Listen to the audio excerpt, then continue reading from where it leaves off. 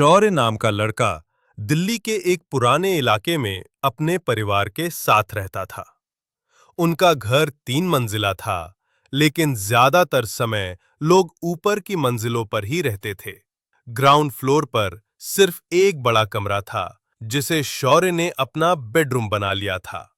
घर पुराना था, सीलन भरी दीवारें, लकड़ी की चरमराती सीढ़ियां और ऊपर जाते वक्त हर बार कानों में गूंजने वाली अजीब आवाज। शौर्य को वैसे तो डरावनी चीजों में कभी यकीन नहीं था, लेकिन एक आदत थी उसकी, देर रात तक जागना। उस रात भी करीब 2:30 बजे वो मोबाइल चला रहा था। अचानक बाहर के टिमटिमाते बल्ब की हल्की रोशनी उसके कमरे में आकर पड़ी। उसका ध्यान उधर खिंच गया। वो उठकर कमरे के दरवाजे पर खड़ा हो गया।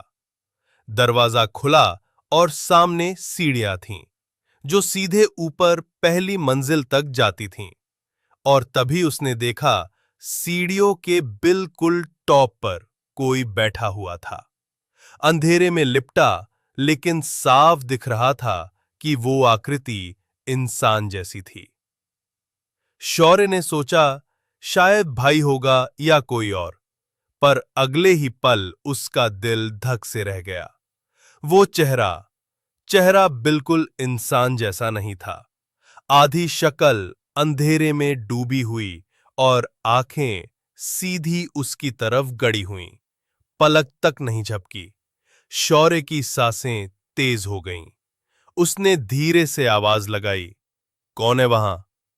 कोई जवाब नहीं, बस वो आकृति सीढ़ियों पर झुककर थोड़ा और आगे बढ़ गई। अब उसकी लालिमा से चमकती आंखें और साफ दिख रही थीं। घर बिल्कुल खामोश था, ना ऊपर से कोई आहट, ना बाहर से कोई आवाज। बस लकड़ी की सीढ़ियों का चरमराना, जैसे हर कदम पर दबाव पड़ रहा हो। शौर्य अब पीछे हटने लगा। उसके पैर कांप रहे थे और तभी ऊपर वाला बल्ब जोर से फट गया। पूरा ग्राउंड फ्लोर अंधेरे में डूब गया।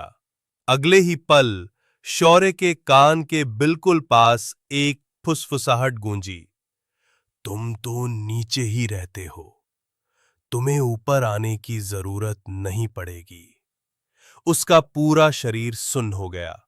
उसने चीखने की कोशिश की, लेकिन आवाज गले से बाहर ही नहीं आई और सीढ़ियों पर वो साया धीरे धीरे नीचे उतरने लगा। सीढ़ियों पर वो साया धीरे धीरे नीचे उतर रहा था। शौर्य का पूरा शरीर पसीने से भीग चुका था।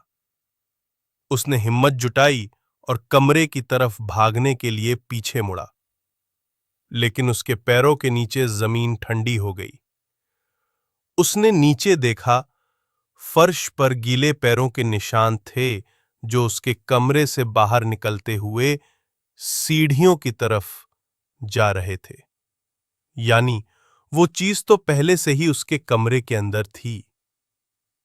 शौर्य ने डर के मारे चीखने की कोशिश की, लेकिन उसकी आवाज दब गई। पीछे पलटकर देखा तो वो आकृति अब सीढ़ियों से उतरकर बिल्कुल पास आ चुकी थी। उसका चेहरा साफ दिखा, आधा सड़ चुका, आंखें खून जैसी लाल और होठों पर अजीब सी मुस्कान। वो शौर्य के कान के पास झुककर बोली, मैं हमेशा यहीं थी, बस आज तूने मुझे देख लिया।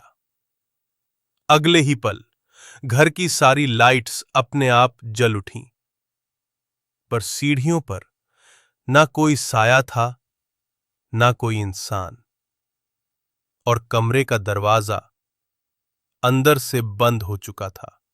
शौर्य दरवाजा जोर जोर से पीट रहा था, मम्मी, पापा, पर ऊपर से कोई आवाज नहीं आई।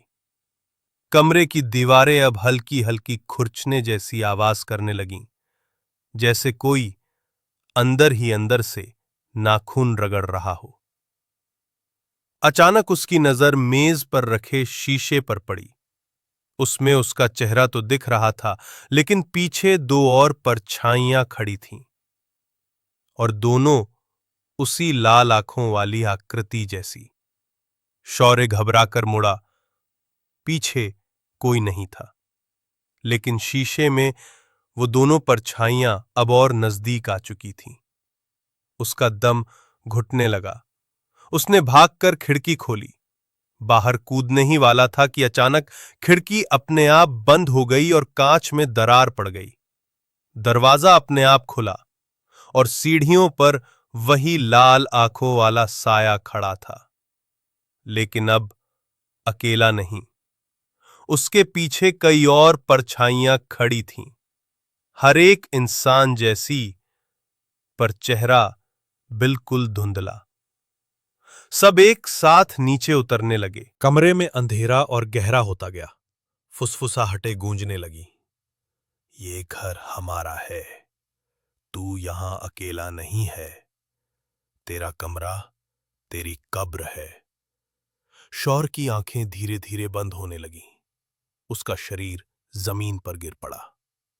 सुबह जब परिवार ने दरवाजा खोला, शौर बेहोश पड़ा था, लेकिन कमरे की दीवारों पर उंगलियों से लिखी एक ही लाइन दर्ज थी, वो हमें देख चुका है।